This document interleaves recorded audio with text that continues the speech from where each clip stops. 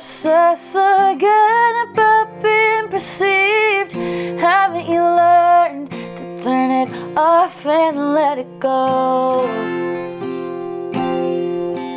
Everything means so much more than you expected it to be. You have a choice, and it will set you free.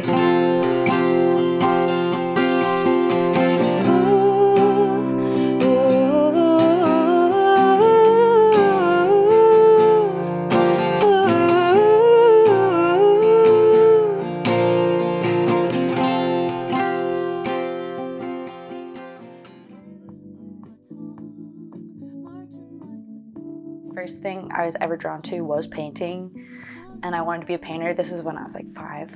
My nana always fostered that, and she would call me her painter. There was always music on. My dad was an avid music listener. He made mixtapes, and we would listen to rock and pop and rap, kind of everything. I remember always feeling the rhythm of the music, and I would play along to the songs, and I look back now and I realize I was playing, the drums in my head, or I was singing the melody, and I was already hearing harmony even though I couldn't articulate it yet. I couldn't do it physically. I could hear it. And so I think that's kind of how it started. And my best friend Sarah, growing up, she took classical piano, her and her sister, so they had a grand piano in their house, and I spent a lot of time at her house. And they had guitars and instruments, and I was always fascinated by the piano, and I would always ask them, can you play me something? I was also in choir growing up, so I was always singing with other people, which I feel really helped me learn how to find my voice, is just hearing somebody else sing right by me.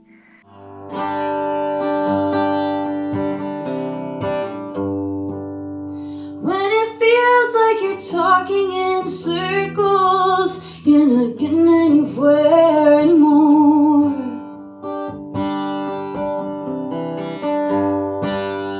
And the ones you thought you could depend on have abandoned you on the shore. You're not sure.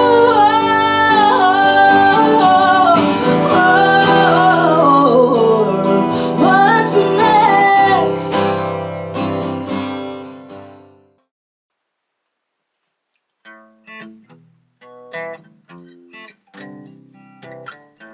School was really hard for me.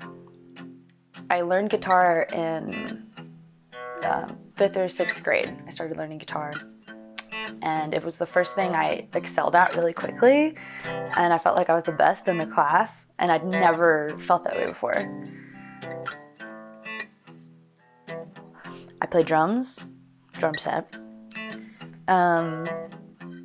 bass, guitar, sing, piano, ukulele, 6. I play 6 instruments.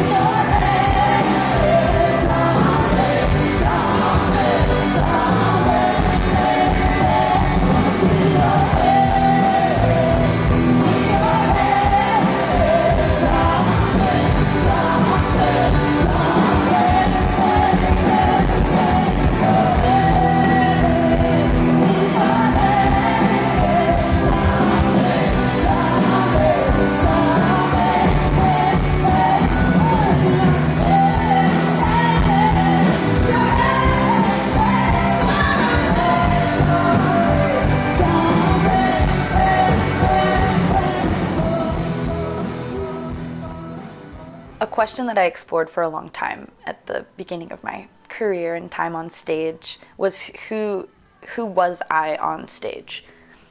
And that has been a revolving door my whole career. And at the beginning of my career, I had a really hard time talking in between songs, I was like terrified. I was behind the drums for a long time. So I could always hide by just starting the song. I didn't have to talk, or if I did, you know, I just started singing next or whatever. So I kind of hid behind the drums for a long time, and then I came forward and I played ukulele. Wouldn't it be nice if we were older and we wouldn't have to wait so long? And then I started playing guitar. Impossible to ignore. Impossible to ignore. And it felt like it was my responsibility now to connect with the audience. And I had this like movie trailer voice for a long time where I'd like talk to the audience, and it was very like it wasn't conversational. I was overthinking it, and I wasn't comfortable with who I was on stage yet. But I always wanted to be me, and that's a craft in itself. Outside of music, is being your authentic self in any stage that you're on. I've had a journey with fashion because I loved vintage fashion, and I would wear all these, like, you know, it'd be an 80-degree day and I would be playing drums for 4 hours and I'd be wearing like heavy polyester because I wanted to like look like a go-go girl. And nobody could even see what I was wearing back there. It was a journey for me to figure out like daily fashion. Like I never figured that out. I just like had my stage fashion down for a long time, and so that's all I knew. And the last couple of years I've gotten into my like daily fashion, and now I prioritize fashion and comfort. And so I show up on stage how you would see me at the grocery store.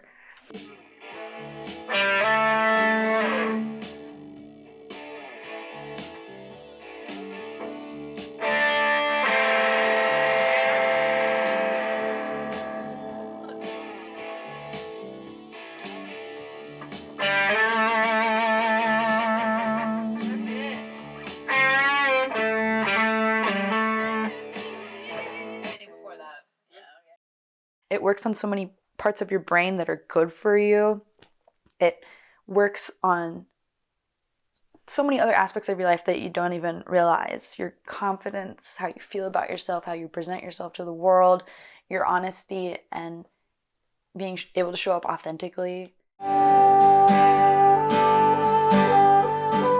A big inspiration to me, and the longest relationship I've been in, is with my bandmate.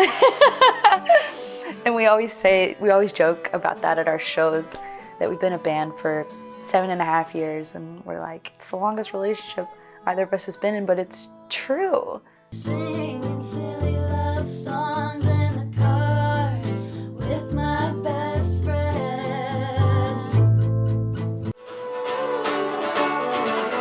Rachel is an inspiration to me because we're that mirror for each other. In life and in music and on stage and off stage, we share so much of life together. It's such a fine balance to take care of our friendship while also working so closely together on a shared dream. Like, it's a passion project, but it's also our career, and we're trying to build something bigger than ourselves with our listeners and our audience.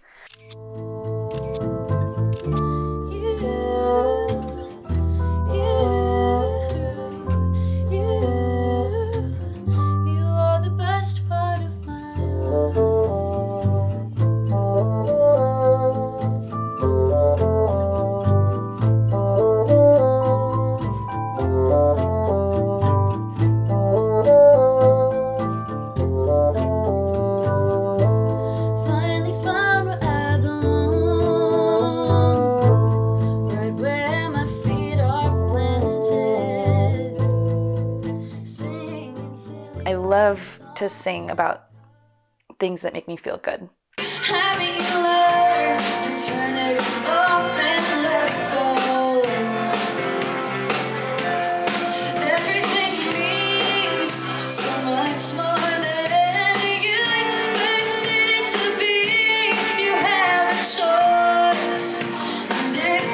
set you free. A couple years ago, I purposefully started writing songs that would feel good to sing every time I sang them, and that could morph with me and grow with me and have positive affirmations. I think of my songs as confessional, autobiographical, capturing my life. My original songs are a way that I just journal. I've never been able to like have a journal. I always like start one and fill out like 3 pages and then it stays empty, but I've always filled out my songwriting journals over the years.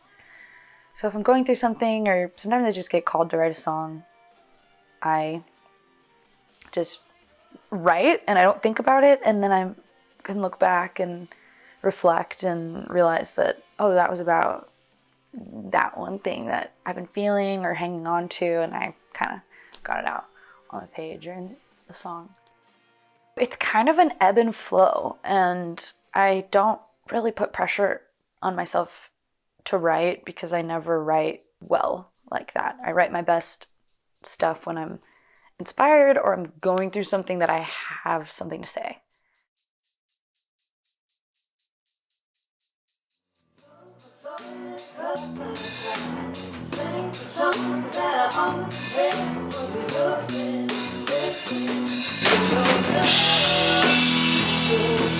I think being an artist doesn't mean just creating art. I think you can be an artist in your outlook and how you view the world. Lately, I've been getting back into cooking. You can follow a recipe, you could do it once, and then you could try it on your own the next time, or you could just make something from scratch, just from what's in your kitchen. And so I've been trying to think of food like art, and I want to plate it like this, and I'm gonna put a little thing on top, and I'm gonna make it really fun so that it can be an artistic expression. Or how you decorate your house, or how you dress yourself. Everything can be a part of your artistic expression. How you treat people, the things that you value, the way you talk. Gratitude. I think everybody's an artist, and that's why I think my opinion is a little controversial, because a lot of people, they don't think they're artistic, and I disagree. Look at this amazing thing you created. Look at this friendship we've created. You're an artist. You think in that way that is like you're working towards something, you're creating something. It's your whole life is your artistic expression, and your life is your palette, and you get to choose what it looks like every single day. You can change your mind, you can go in a different direction, you can set goals for yourself. Like, I think that's all artistic expression.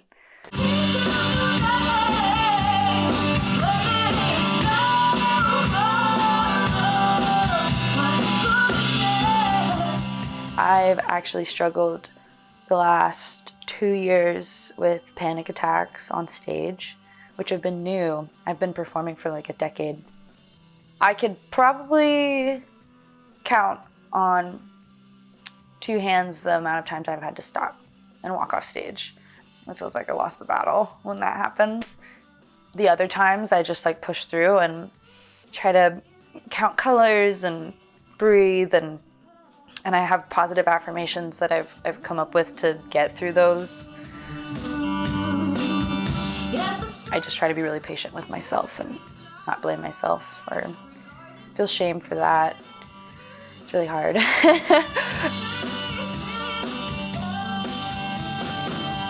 had to take a step back this year in particular, just to take that pressure off of me as much as possible so that I can be more present on stage, because I miss being present and I miss feeling like that purpose. And I think a lot of that was spurred on by the pressure of having to pay my bills through performing. The last 5 years, I've just been doing this. I've just been performing. And so getting on stage meant getting groceries, putting gas in my car, paying my rent, utilities, phone. That was all wrapped up into putting on a show.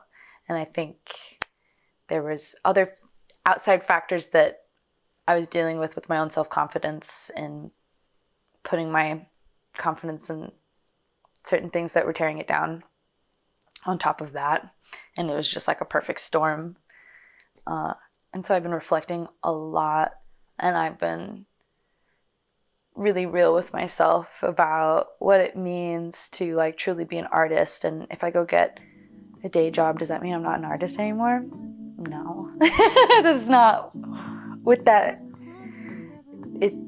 My life is more so now about feeling good in my body versus proving something to society that, oh yeah, I do it all by performing. I don't care about that as much now as I did when I was younger. I've thought about quitting doing it for other people. I've definitely thought about that. I've thought about quitting when it comes to like finances, having it tied up in that. I've never considered quitting music. I don't think I could, because it's how I relate back to myself. I just love connecting with people, and I love singing on stage. I don't know, maybe it's like egotistical to think like, I don't know. I just love it so much.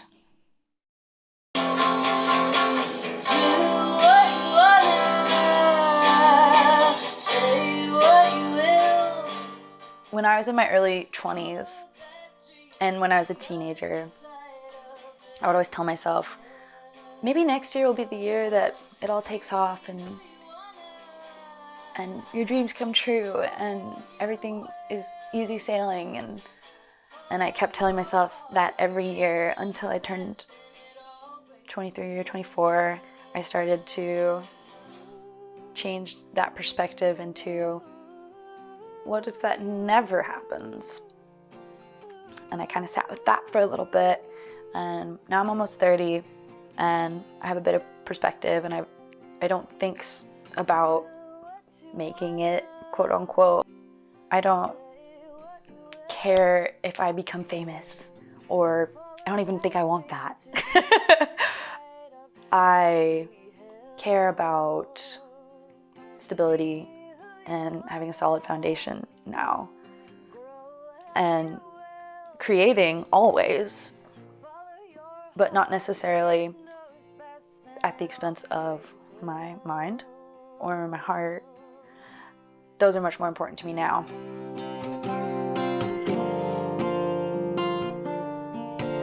I just want my life to feel as gentle as I feel on the inside. Like, I just feel like sometimes I feel like a little sensitive flower, and I want to water that garden, and I want to nurture it and take care of it and focus on my well-being. And if that means taking a pause on anything that inhibits that, I would, and I will. You'll be fine. Comparison is the thief of time. And I care about my family and my friends. I want to put them first, and I want to have gratitude for that, because I'm nothing without my people. And that's part of my garden and my turtle and how I feel about myself. That's all the goal right now, is just to like be at peace in my life. I've been through so much emotionally, and I just want to be really sensitive about that and only let the world in as much as they need to come in.